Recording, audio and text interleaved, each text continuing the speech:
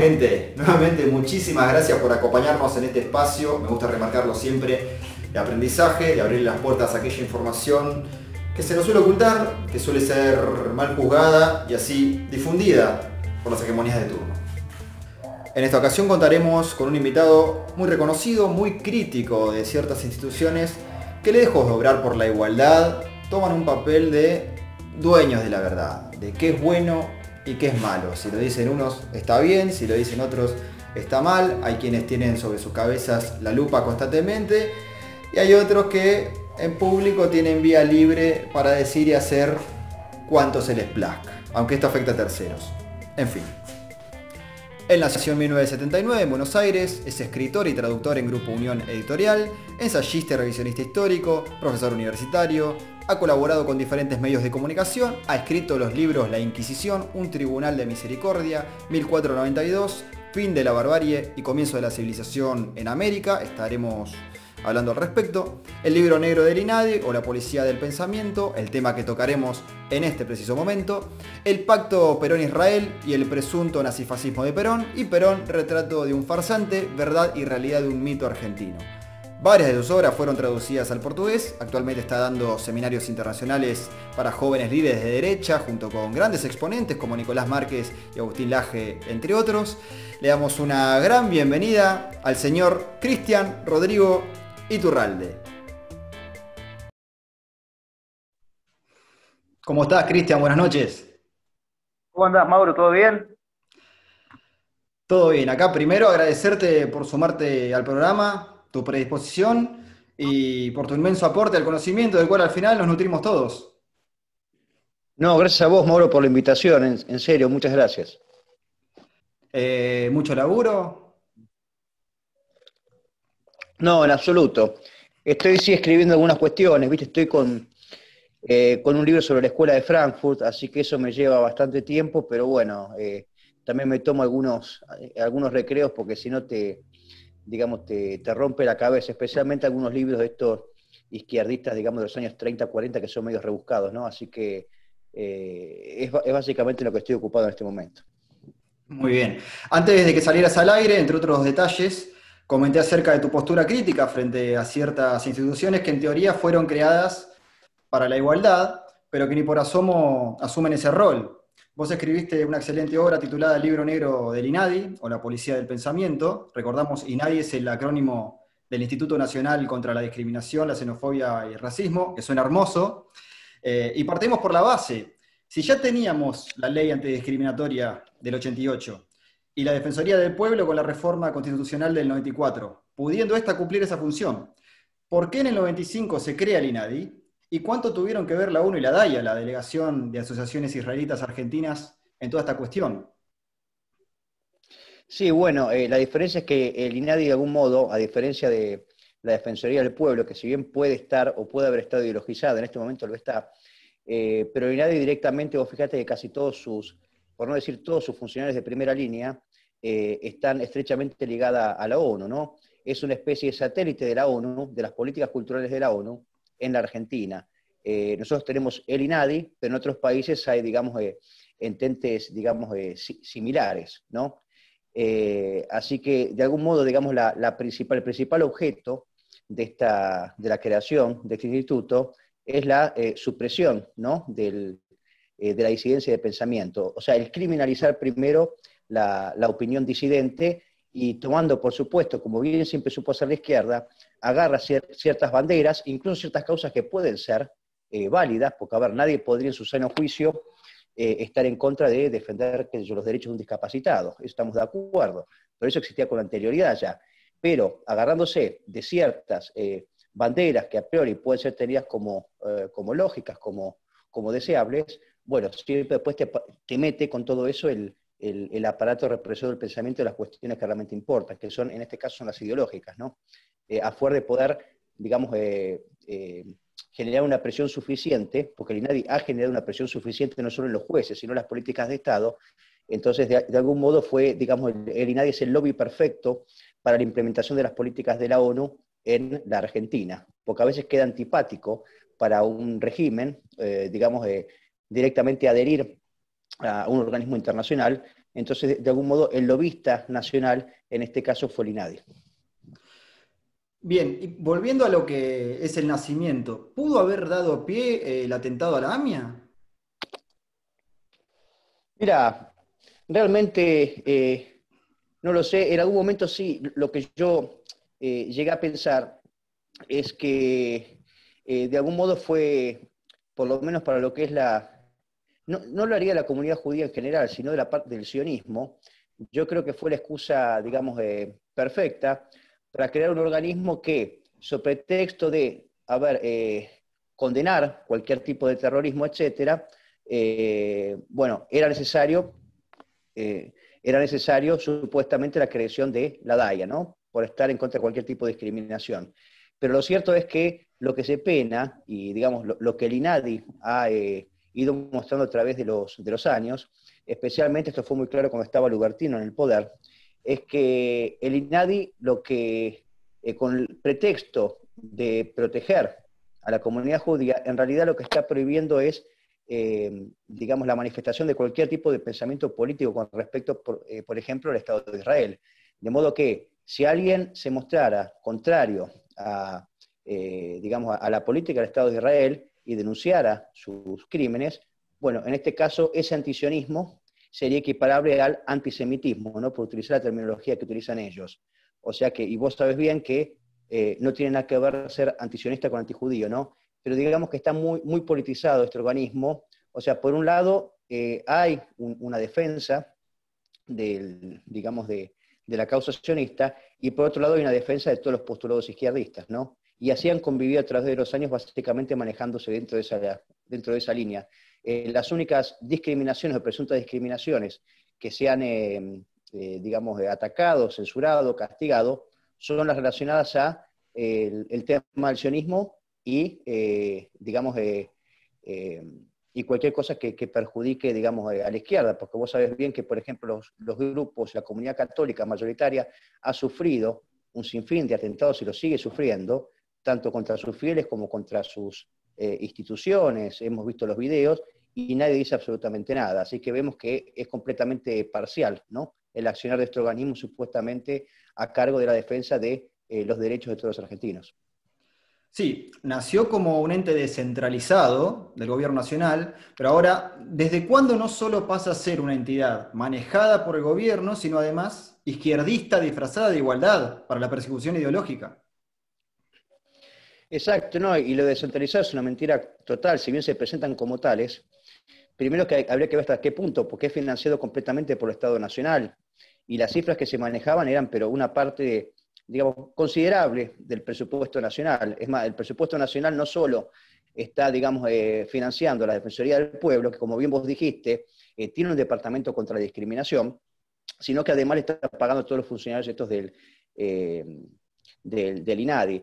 Pero aparte no es descentralizado desde el tema político, porque bien sabemos que el INADI comienza a tomar notoriedad pública a partir del kirchnerismo, a partir del año 2003 aproximadamente, cuando Kirchner ve cómo el INADI puede ser una herramienta para, su pretexto de, digamos, de defender los derechos de los argentinos, está contra la discriminación. En realidad lo que se hacía desde el INADI era incluso atacar a los disidentes políticos. Y no es casualidad que casi todos los funcionarios del INADI fueran notorios kirchneristas, desde Lubertino, desde, ¿cómo se llama de la Corte Suprema que tenía estos puteríos?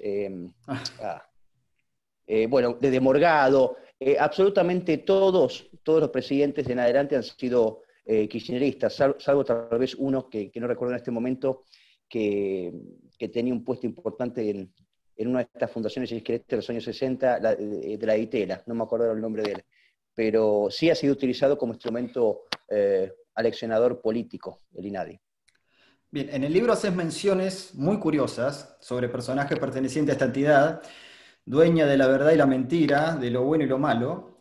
El ejemplo de un pirómano que prendió fuego a su pareja embarazada, secuestradores asociados a las guerrillas, proxenetas, corruptos. Una lista larga de ejemplos a seguir, ¿no? Y ni hablar de sus presidentes. Sí, totalmente, totalmente. Es decir, que idoneidad moral no tenía absolutamente ninguno, porque hemos visto incluso, creo que fue en el caso de La Rioja, que se había probado de que en la sede del instituto, creo que fue en La Rioja esto, te soy sincero, como el libro lo escribí hace tantos años, la verdad que no lo retomé, cosas que se me escapan, pero que se había montado una especie de prostíbulo ahí, y se ha aprobado mediante la justicia. Es decir, no solo, como decís vos, digamos, lo que muestra a las claras lo que es la intención de este instituto, que está lejos de querer defender los derechos de todos los argentinos, sino que es un instituto sectario completamente, es que absolutamente todos han sido notorios izquierdistas, en muchos casos terroristas, y por supuesto muchísimos delincuentes, ¿no? Como ha pasado en los casos de digamos, las autoridades provinciales, como el caso que vos mencionaste. No, ha sido un escándalo, lo del INADI, es un escándalo. Bueno, y fíjate que ya el primer presidente fue un maoísta, o sea, adorador del mayor genocida de todos los tiempos, que le inventaron el puesto también en esa barbaridad llamada Instituto Nacional de Revisionismo Histórico. Así que mirá la gente que tenía la verdad de nuestra historia, ¿no? Totalmente, totalmente. No, no resiste análisis. Lo bueno de esto, digamos, para el que quiere entender, es que es tan evidente el direccionamiento y la intención del INADI, es tan evidente justamente en el prontuario de cada uno de sus presidentes, porque ni siquiera tienen el cuidado de poner un tipo más o menos afable que sea manejable por abajo o por otro. No, son abiertamente todos tipos que son impresentables. Entonces, eso debería demostrar a las claras que el INADI es un organismo completamente sectario cuyo único objeto es prohibir la libertad de pensamiento. Sí, es muy loco, ¿no? Porque uno escucha ciertos discursos asquerosamente cargados de odio y de insultos, con deseos explícitos de muertes agresivas, y hace agua por todos lados. Ahora, alguien expresa su opinión, incluso científicamente comprobada, sin ánimos de discriminar, de que un hombre, por más que se crea caballo, va a seguir siendo hombre, y le saltan a la yugular. Sí, es así, no, es el imperio, el emporio de lo absurdo. O sea, ya uno tiene que estar explicando lo, digamos, lo evidente. Entonces, ya haber llegado a ese nivel, pero lo más preocupante es que, digamos, este adoctrinamiento en el absurdo ha calado en la mayor parte de la población y vos ves que la gente ha perdido el juicio crítico, pero el juicio crítico es lo más evidente, y esto es lo peligroso, es lo que ha logrado el INADI. Yo creo que la función del INADI, en realidad la otra vez me preguntaban, sobre el INADI actualmente, sobre qué es lo que hace el INADI ahora. Mira, la función importante del INADI de adoctrinamiento general la ha logrado desde el 2003 hasta, yo diría hasta el 2013, por ahí básicamente. Ahora lo que hago no va al INADI, yo creo que no hay, digamos, no haría demasiada diferencia. Yo creo que ya ha logrado el objetivo principal, que es adoctrinar completamente y estupidizar a toda una sociedad, ¿no?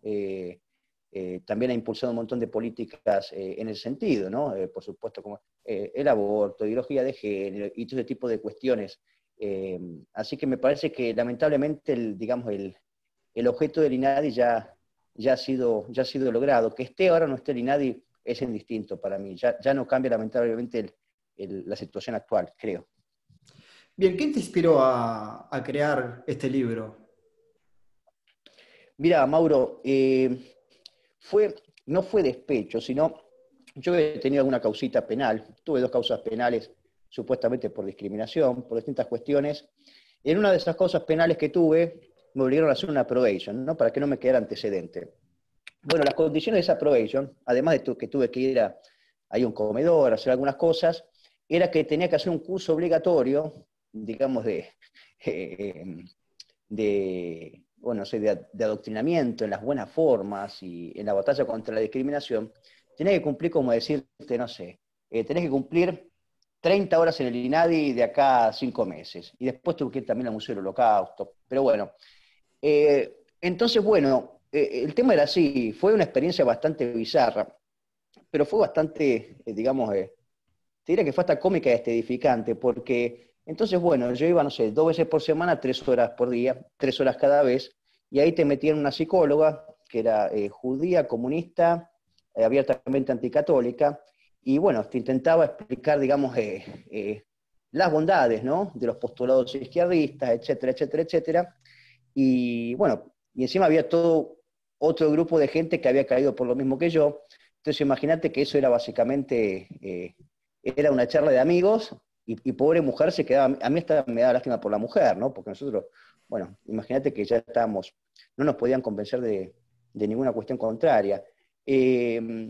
pero viendo cómo se manejaba el INADI, después de hacer esa experiencia, esa probation, después tuve que hacer, me acuerdo, como para que me den el ok para la probation, un trabajo sobre alguna discriminación, ¿no?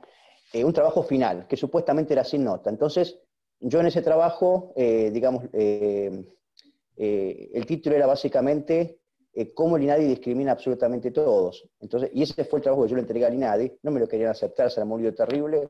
Yo le dije, mira, el trabajo era libre. Y bueno, al ver todo ese tipo de cuestiones y otras que se iban sucediendo con el tiempo, dije, y porque había logrado dentro de la opinión pública tener cierto consenso, o por lo menos gente que uno pensaba que tenía, digamos, cierto criterio, al ver que este organismo había llegado a penetrar, en algunos dije, no, hay que, digamos, hay que terminar por desmontar, ¿no? Las falacias de este organismo. Y bueno, fue ahí cuando, casi paralelamente a este curso que tuve que hacer en el INADI, se me ocurrió escribir algo al respecto. Bien, ¿y qué es lo peor que destacás de este instituto? Y mira, yo creo que lo peor es o sea, ante evidencia que es realmente inobjetable, como por ejemplo, vos sabés bien que en general estos llamados encuentros de mujeres, que se dan una vez por año en cada provincia, donde, digamos, bregan por digamos, la legalización del aborto y otras cuestiones, vos sabés que son movimientos completamente, estas femibolches, completamente, digamos, casi endemoniadas, que van a incendiar las iglesias y agreden a los fieles católicos o no católicos que están ahí, digamos, manifestando su postura con respecto al aborto, y que al ver ya filmaciones y testimonios y un montón de cuestiones que demuestran un flagrante, o sea, una clara muestra de discriminación, que ante esa evidencia, digamos, tan clara, el INADI no actúe, me parece que es un escándalo, es un escándalo. Entonces yo creo que especialmente a mí lo que más me parece que lo peor que ha tenido es, digamos, esta indiferencia total hacia los ataques que sufría la Iglesia Católica, promovidas por ellos justamente, ¿no? Y la Iglesia Católica como, digamos, religión mayoritaria del pueblo argentino. Por supuesto, después queman una bandera argentina, unos mapuches o pseudo mapuches o pseudo pueblos originarios queman una bandera argentina y eso no es un ataque, no es un acto de discriminación. Ahora bien, alguien dice algo sobre la bandera de estos impresentables y automáticamente el INADI emite un dictamen que, digamos, presiona a los jueces de turno para actuar de oficio contra esa persona. Entonces, a mí lo que más me enojaba era la inacción o la permisividad con respecto a los ataques a la patria, a los símbolos patrios y a los valores cristianos. ¿Crees que hay un ensañamiento con el cristianismo? Por ahí uno no ve esto, no estoy llamando a hacerlo, ni mucho menos, pero uno no ve que pase en una sinagoga o en otros entes, en otros lugares de otras religiones, que por ahí tratan a la mujer de una manera mucho más despectiva que dentro del cristianismo, ¿no? Totalmente de acuerdo, también es claro con lo que vos decís. Yo recuerdo, en ese momento hacía un raconto, ¿no?, de los casos que salían en los periódicos, en los diarios. Si había alguien que capaz dibujaba una esvástica en alguna sinagoga perdida en el país, enseguida se armaba un escándalo nacional. Ahora bien, si iba un grupo de trasnochados a prender fuego a la catedral, digamos, a profanar la catedral, no pasaba absolutamente nada. O sea, hay grupos con los que nadie puede meterse, que son los judíos, o por ejemplo, parte de los musulmanes. Pasa que con los musulmanes no joden porque no les conviene, porque los musulmanes son de armas tomar. Lamentablemente, los católicos, los cristianos en general, me parece que ya estamos siendo demasiado permisivos y hay un límite que ya no podemos tolerar y tenemos que reaccionar. Pero bueno, esa es mi opinión. Claro, no se ve que pase en una mezquita. Uno por ahí invitaría a darse una vuelta por Yemen, por Afganistán, ¿no? Claro, o para un bañito de realidad, diría, ¿no? Totalmente, Mauro. Exactamente, como vos decís. Exactamente. Bien. Y a tu parecer, ¿qué detalles negros que no tocamos hicieron a la construcción del libro? ¿Qué detalles negros? Detalles, ¿Cómo? el nombre, bueno, hablamos del libro negro. ¿Qué detalles negros que aún no tocamos, por Sí, cuestiones de tiempo y demás, sí, sí, sí. crees que hicieron a la construcción del libro? Y mira, claro, la denominación, el libro negro, claro, justamente un poco como para, digamos, desmistificar frente al común de la gente este supuesto, digamos, barniz casi angelical, bien intencionado del INADI.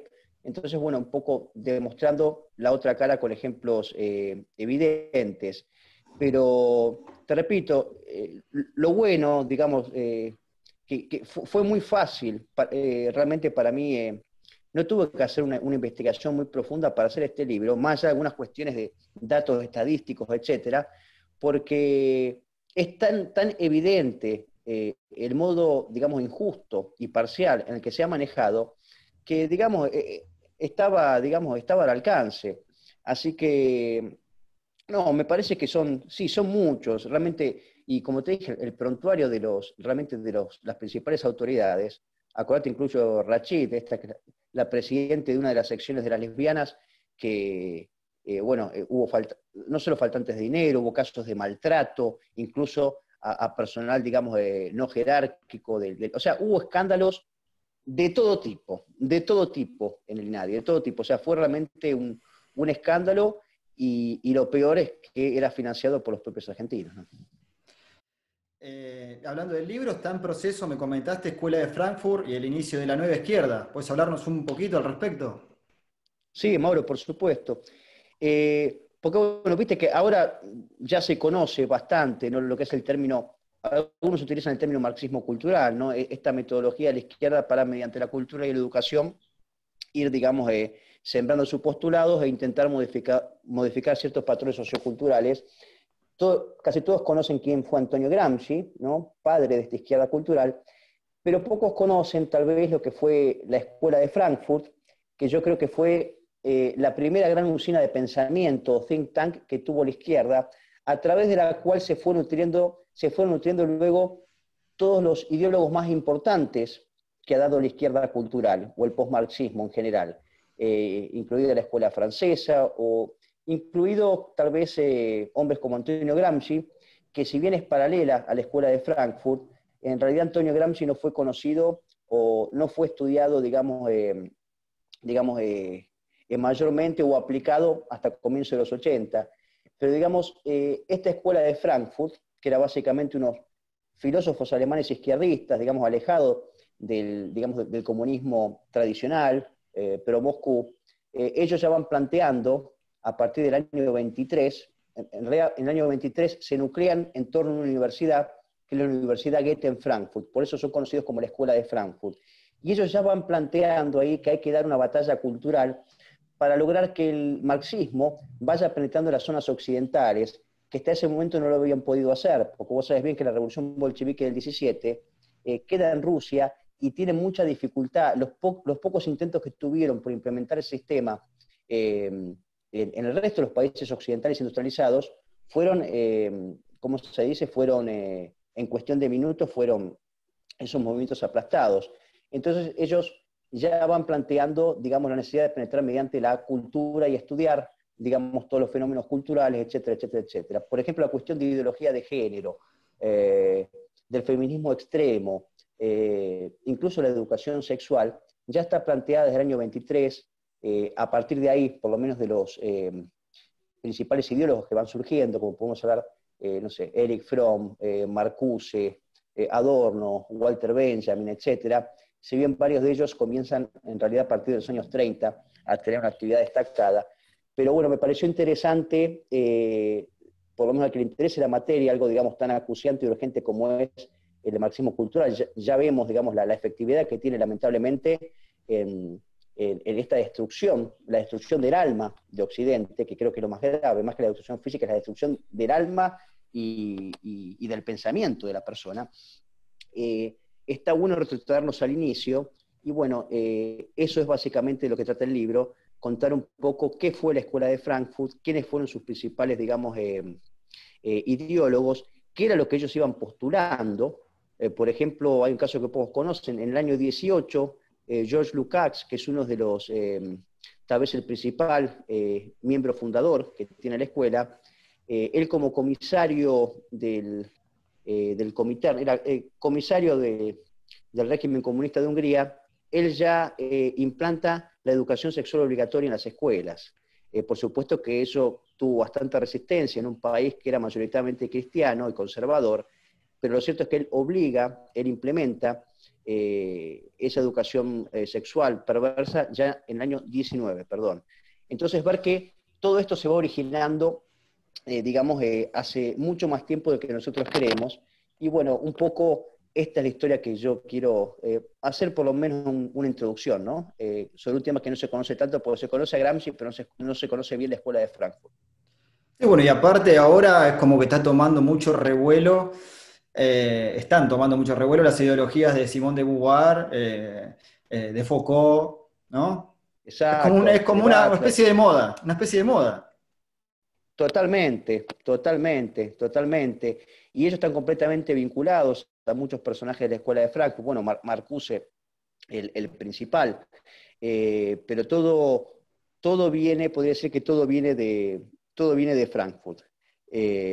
Por lo menos gran parte. Yo hago ciertas distinciones en el trabajo, ¿no? Pero creo que hoy más que nunca, por lo menos incluso que ahora por lo menos hay una contestación a la izquierda cultural, y que por supuesto, gracias a Dios está teniendo, digamos, hay muchos jóvenes que están escuchando, no sé, por ejemplo, Agustín Laje lo siguen muchos, incluso Nicolás Márquez, no sé, hay muchas personas, digamos, del ala, si querés, que podríamos decir de derecha, que están contestando a esto, de modo que hay un interés sobre el tema y las nuevas generaciones se quieren, por lo menos, se están interesando en estas cuestiones, y un aporte me pareció interesante, me pareció el de la Escuela de Frankfurt, ¿no? Para que vayamos, tenemos que entender también y saber cuál es la génesis de todo este movimiento de podredumbre moral y cultural. Bien, llegamos al final de esta primera edición de la charla con Cristian. Recuerden que el próximo video será en torno a su libro 1492, Fin de la barbarie, comienzo de la civilización en América. Como siempre voy a dejar mis redes debajo, las de Cristian también. Y no olviden suscribirse, darle like, por supuesto, nos vemos en la próxima. Muchísimas gracias.